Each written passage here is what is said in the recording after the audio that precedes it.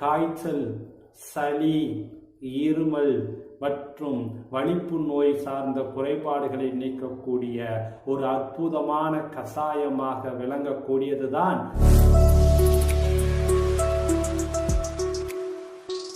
கீரை கசாயம் ஒன்று பார்க்க போகின்றோம்.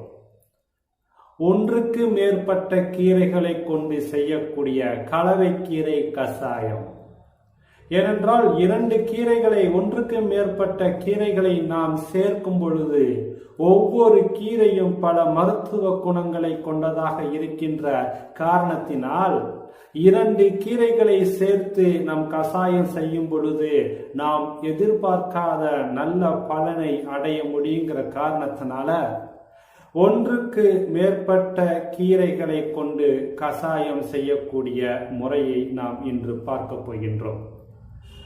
அதற்காக இன்றைக்கு நாம் தேர்ந்தெடுக்கக்கூடிய 2 கீரைகள் எவை என்று கேட்டால், தூதுவளை மற்றும் முசுமுசுக்கை கீரை. அனைவருக்குமே நன்றாக தெரியும். தூதுவளை கீரை, முசுமுசுக்கை, இந்த 2மே பார்த்தீங்கன்னா கபம் சார்ந்த குறைபாடுகளை போக்கக்கூடிய ஒரு அற்புதமான ஒரு கீரை தான் இந்த தூதுவளை மற்றும் முசுமுசுக்க கீரை. இந்த தூதுவளை கீரையை பத்தி அகத்தியர் குணப்பாடத்துல பாடலாகவே போட்டிருக்கும். காது மந்தம் காது எழுச்சி காசம் தினவு மதம் ஓது மந்தம் முத்தோடம் உச்சோலை தாது நட்டம் மீதுலை பத்திரியை மேவாராய்ந்து தூதுவளை பத்திரியை துய்த்து. இந்த பாடல் அகத்தியர் குணப்பாடத்துல தூதுவளைக்காக பாடப்பட்ட பாடல். அப்ப இதனுடைய அர்த்தம் என்னன்னா, இந்த தூதுவளை கீரையை பொறுத்தவரை காது மந்தம், காச நோய்கள், வயிற்று வலி, மார்பு சார்ந்த அந்த நுரையீரல் சார்ந்த குறைபாடுகள் அனைத்தையும் நீக்கக்கூடிய ஒரு அற்புதமான ஒரு கீரை இந்த தூதுவளை கீரை என்று அகத்தியர் குணப்பாடத்துல பாடலாக பாடப்பட்டிருக்கும்.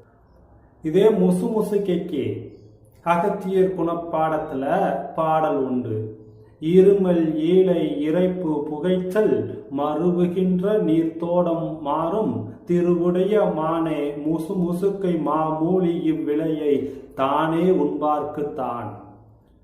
இந்த முசுமுசுக்கையை பத்தி அகத்தியர் குணப்பாடத்துல அந்த சொல்லப்பட்ட அந்த பாடலினுடைய அர்த்தம் என்னன்னு பார்த்தோம்னா, இருமல், சளி, மூச்சு இறைப்பு, புகைச்சல், நீர்வாதம், மூக்கில் நீர் கொட்டுதல் போன்ற குறைபாடுகளை நீக்கக்கூடிய ஒரு அருமருந்தாகவும், மார்பு நோய்கள், மார்பு சார்ந்த குறைபாடுகளை தீர்க்கக்கூடிய ஒரு அற்புதமான ஒரு கீரையாகவும் விளங்கக்கூடியதுதான் இந்த முசுமுசுக்கை.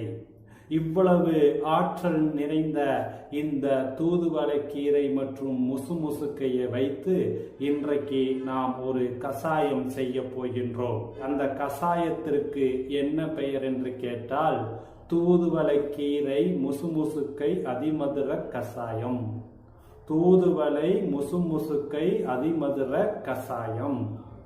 இந்த பொருட்களை கொண்டு, இந்த 2 வகையான கீரைகளை கொண்டு நாம் தயாரிக்கக்கூடிய இந்த கசாயம் எந்த குறைபாடுகளை நீக்குவதற்கு ஒரு அருமருந்தாக விளங்கப் போகிறது என்று கேட்டால், காய்ச்சல், சளி, இருமல் மற்றும் வலிப்பு நோய் சார்ந்த குறைபாடுகளை நீக்கக்கூடிய ஒரு அற்புதமான கசாயமாக விளங்கக்கூடியதுதான் இந்த தூதுவளை முசுமுசுக்கை அதிமதுர கசாயம். இந்த கசாயம் செய்வதற்கு தேவையான பொருட்கள் எவை என்று கேட்டால், 1 கைப்பிடி அளவு தூதுவளை, 1 கைப்பிடி அளவு முசுமுசுக்கை, மிளகு ஒரு 5 மிளகு, சுக்கு 1 துண்டு, திப்பிலி 2 திப்பிலி, அது சித்தரத்தை சிறிதளவு, அதிமதுரம் சிறிதளவு. இத்தனை பொருட்களை கொண்டு நாம் ஒரு கசாயம் செய்ய போகின்றோம். முதல்ல தேவையான அளவுக்கு முசுமுசுக்கையையும் தூதுவளை கீரையையும் எடுத்து சுத்தப்படுத்தி ஆய்ந்து வைத்து கொள்ள வேண்டும். அந்த ஆய்ந்து வைத்திருக்கக்கூடிய அந்த 2 கீரைகளையும் ஒரு பாத்திரத்தில் போட்டு அதுல மிளகு, சுக்கு, திப்பிலி, அதிமதுரம், சித்தரத்தை சேர்த்து ஒரு 750 மில்லி அளவுக்கு தண்ணீரை ஊற்றி நன்றாக கொதிக்க வைத்து 400 மில்லி அளவாக சுண்ட வைக்க வேண்டும். 400 மில்லி அளவுக்கு சுண்ட வைத்த பின்பு அதனை இறக்கி வடிகட்டி வைத்துக் கொள்ள வேண்டும். என்ன செஞ்சோம்? தூதுவளையையும் முசுமுசுக்க கீரையையும் தேவையான அளவுக்கு எடுத்து சுத்தப்படுத்தி ஆய்ந்து ஒரு பாத்திரத்தில் போட்டு அதனோடு சுக்கு, மிளகு, திப்பிலி, சித்தரத்தை, அதிமதுரத்தை சேர்த்து 750 மில்லி அளவிற்கு தண்ணீரை ஊற்றி நன்றாக கொதிக்க வைத்து 400 மில்லி அளவாக சுண்ட வைத்து இறக்கி வடிகட்டி வைத்து கொள்ள வேண்டும். கசாயம் செய்யக்கூடிய முறையை நாம் தெரிந்து கொண்டோம். இனி இந்த கசாயத்தை யார் சாப்பிட வேண்டும்? எந்த குறைபாடு உள்ளவர்கள் சாப்பிட வேண்டும்? எப்பொழுது சாப்பிட வேண்டும் என்பதை நாம் தெரிந்து கொள்ள வேண்டும்.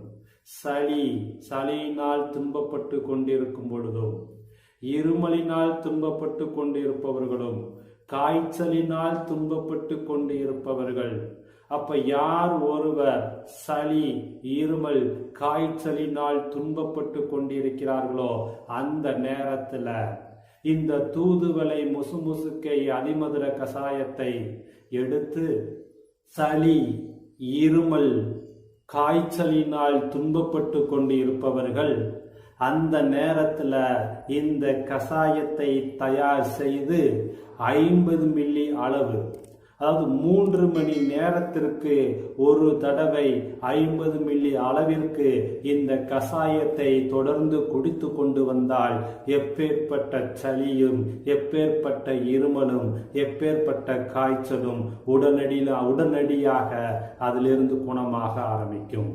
அதை தவிர்த்து இந்த வலிப்பு நோயினால் பாதிக்கப்பட்டு கொண்டிருப்பவர்கள் அவர்கள் தினந்தோறும் அல்லது ஒரு நாள் விட்டு ஒரு நாள் இந்த தூதுவளை முசுமுசுக்கு கீரை கசாயத்தை தொடர்ந்து குடிச்சுக்கிட்டு வந்தாங்கன்னா வலிப்பு நோய்களிலிருந்து விடுபடுவதற்கு உதவக்கூடிய ஒரு அற்புதமான மருந்தாக விளங்கக்கூடியதுதான் இன்றைக்கு நாம் பார்த்த இந்த கசாயம்.